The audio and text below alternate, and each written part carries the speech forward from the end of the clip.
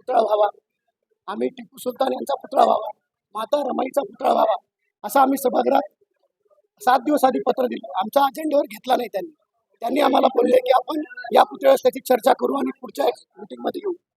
या याच्यामध्ये बीजेपी वाले मनमानी कारभार करत आहेत. त्यांनी जीबी मध्ये कुठलीच चर्चा केली नाही. आपलं डायरेक्ट वाचन सुरू करून कुठल्या सन्मान्य सदस्याला बोलायची संधी दिली नाही. म्हणून या आजच्या जीबीचा मी लोकनायक विकास आघाडीच्या वतीने निषेध करतो. असंच चालत असेल तर यांनी घरी बसून जीबी घ्यावी. बिलकुल त्यांना टिपू सुलतानची काय अलर्जी हे माहीत नाही, पण टिपू सुलतान हे मोठे राजा होते. ब्रिटिशांनी त्यांनी मोठा लढा दिला होता. ब्रिटिशांना वारंवार त्यांनी हरवलं होतं. अशा मोठ्या एका राजाचा आपण पुतळा केला तर ते चांगलं होईल. शहरामध्ये त्यांचा एक चौक सुद्धा आहे, त्या चौकामध्ये हा पुतळा व्हावा अशी आमची मागणी आहे.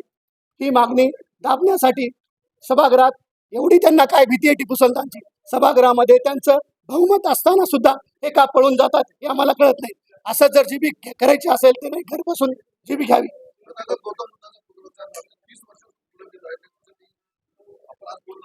आज आम्ही तथागत गौतम बुद्धांचा जो पुतळ्याचा ठराव मंजूर झालेला आहे त्याच्यावर कुठल्याच प्रकारचं काम होत नाही आणि तुम्ही नवीन नवीन पुतळे आणताय. आम्हाला चर्चा सुद्धा करू दिली नाही.